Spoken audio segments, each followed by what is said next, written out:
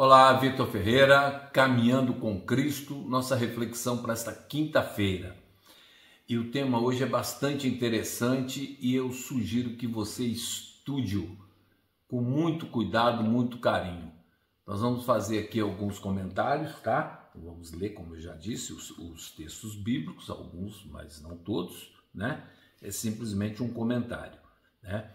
E o capítulo 7, ele trata do sonho com os animais simbólicos. Sonho de quem? De Daniel, né?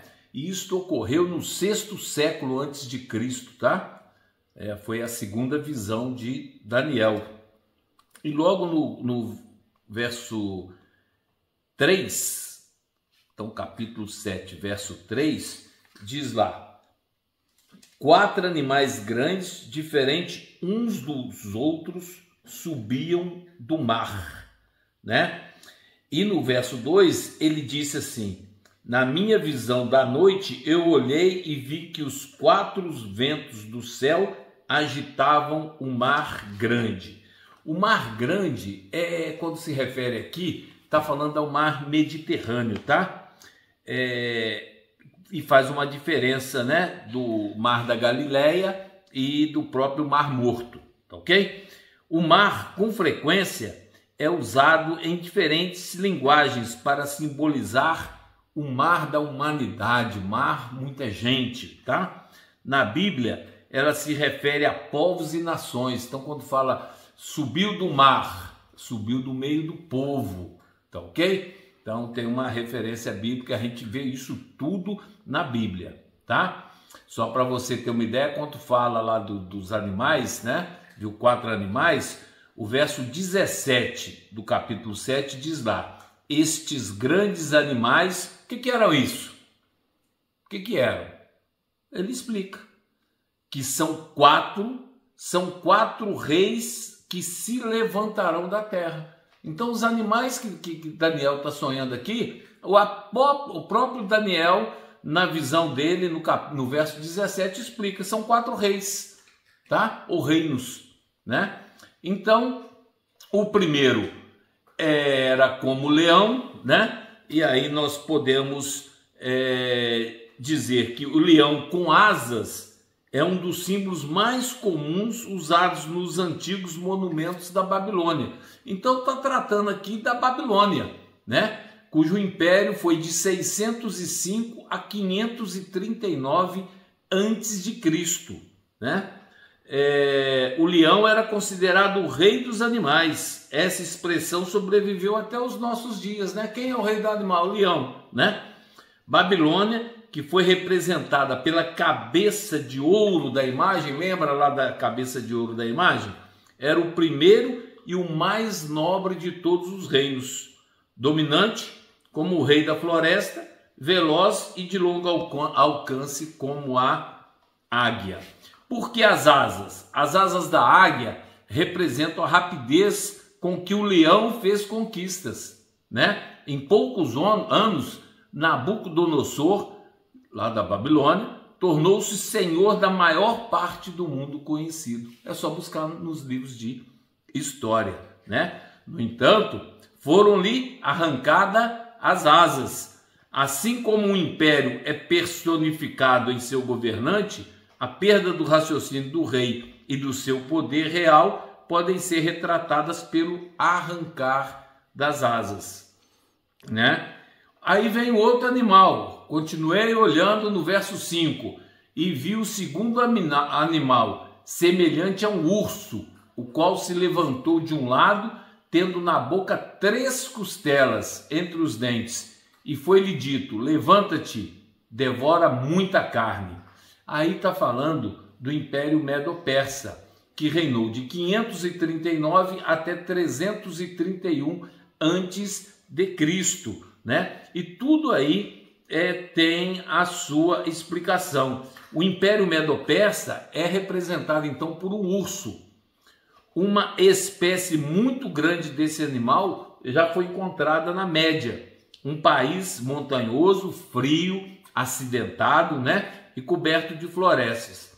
Os medos e persas são comparados ao urso por causa da crueldade e sede de sangue.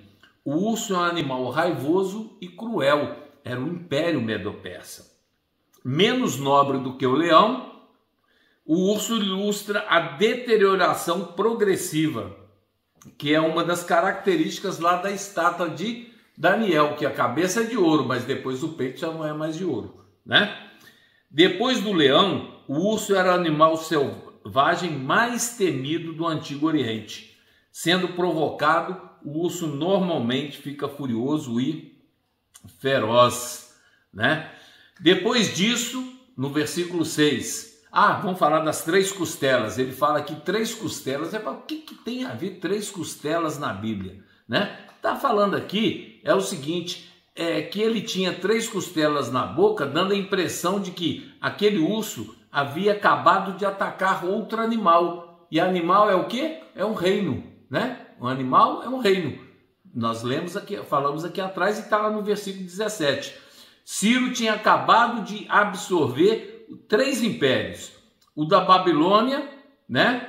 E também do Egito e da Lídia, tá? Então, você tem essas 3 costelas, ou seja, pegou outro animal e matou, outro rei, acabou com ele, né? Depois disso, continuei olhando no versículo 6, e eis que havia outro semelhante a um leopardo. Aí nós vamos entrar agora no leopardo. O leopardo tem muita velocidade, né? Então, leopardo representa a Grécia. E quem foi esse comandante na época? Alexandre o Grande, né? De 331 a 168 a.C., né? Alexandre o Grande foi um fantástico conquistador, né? Mas morreu muito novo por causa das orgias e da bebedeira, né? Um leopardo, né? Era comparado à Grécia, por quê? Porque o leopardo é conhecido pela rapidez e agilidade. O leopardo é um animal coberto de manchas, embora menor, o leopardo não tem medo de atacar um leão ou um urso. E a rapidez na história do mundo pode ser comparada à velocidade com que Alexandre o Grande vencia as nações, né? Mesmo o esperto leopardo não completa a figura, né? Ele precisou ter asas para simbolizar sua impressionante rapidez e agilidade. A figura de 2 asas como de pássaro parecia subestimar a velocidade das conquistas do jovem macedônico, que era Alexandre o Grande. O Império Babilônico tinha 2 asas, as quais eram suficientes para descrever a rapidez das conquistas de Nabucodonosor. Os rápidos triunfos de Alexandre foram representados por 4 asas, né? Ele era muito feroz, né? E era sutil. E depois disso, nós temos... Ele continuou olhando, Daniel, né? No verso 7, e viu o 4º animal, terrível e espantoso, muito forte, o qual tinha dentes grandes de ferro. Ele devorava e fazia em pedaços, e pisava com os pés o que sobrava. Era diferente de todos os animais que apareceram antes dele, e tinha 10 chifres. E aí já vem um assunto muito sério, né? Ele era tão diferente dos demais que o profeta não pôde encontrar nada para referenciar. Terrível e espantoso, muito forte, que fazia em pedaço outras nações, pisando-as aos pés. É uma descrição realista de Roma imperial. Nenhuma outra nação poderia se encaixar nessa forma profética. Roma devastava e subjugava quase todos os poderes existentes em seus dias. Então, isso aí está falando de Roma. E quando diz lá as 10 divisões do Império Romano, é porque na época existiam, né, os germanos, os ostrogodos, visigodos, francos, vândalos, suevos, burgúndios, érulos, anglo-saxões e os lombardos, tá? Mas depois diz que 3 foram eliminados, né? E através da história a gente consegue descobrir os 3 que foram eliminados, né? Esses 3 arrancados foram os Érulos, os Vândalos e os Ostrogodos, né? A profecia declara que 3 dos primeiros chifres que surgiram no Império Romano foram arrancados, ou seja, desapareceram, né? Ao todo eram 10 chifres. No 4º século, Ário, um sacerdote de Alexandria, né, começou a ensinar que Cristo foi o primeiro a ser criado e que, portanto, era inferior ao Pai. O Concílio de Nicéia, conclamado por Constantino em 325 d.C., condenou Ário como herege e considerou seus ensinamentos heresia. E esse personagem, Constantino, tem um papel fundamental, tá? Na nossa história, na nossa profecia e tudo mais. Diz no texto, né? Você vai encontrar na leitura ancião de dias, né? O que é o ancião de dias? É Deus, né? O juiz do universo é descrito como uma pessoa. A expressão significa que ele existe desde a eternidade. Também é importante, tá? A gente perceber isso, né?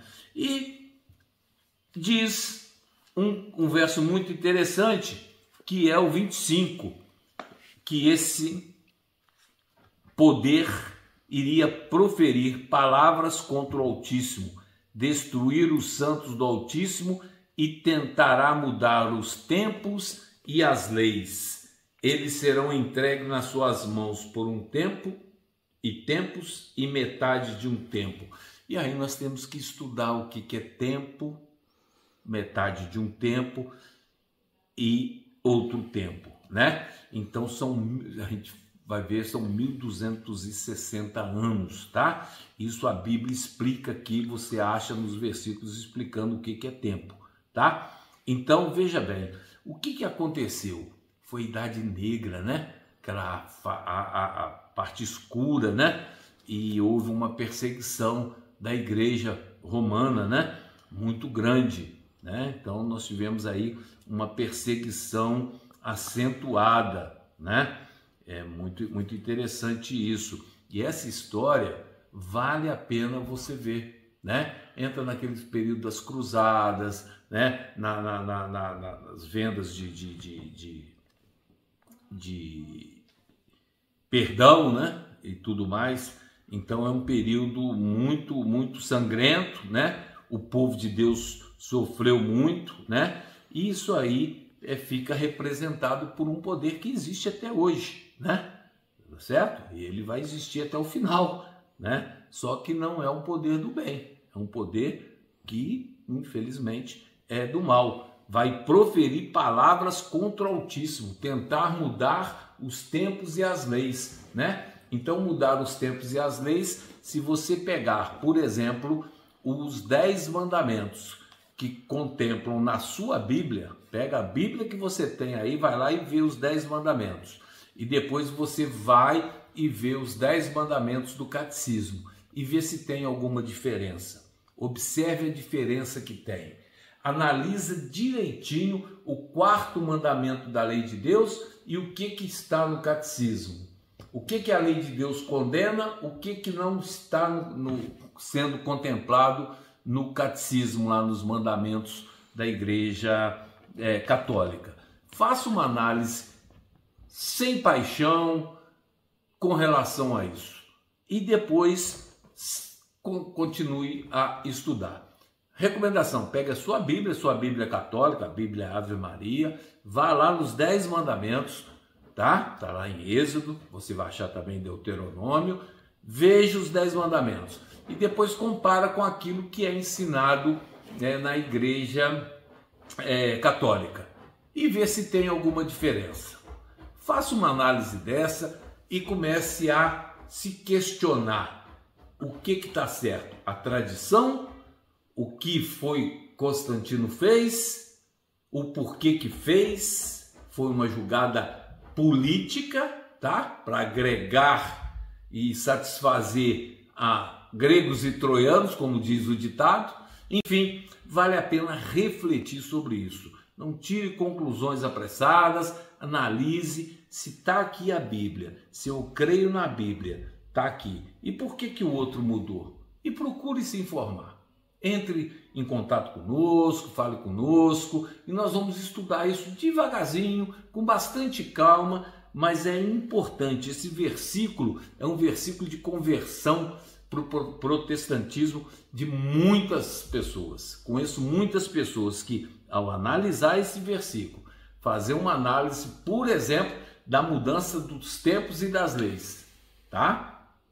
Que está lá nos 10 mandamentos, lei de Deus. E trazer a reflexão pode te fazer um grande benefício, trazer um grande benefício para a sua vida, para a sua salvação. Que Deus te abençoe, que Deus nos abençoe, em nome de Jesus, amém.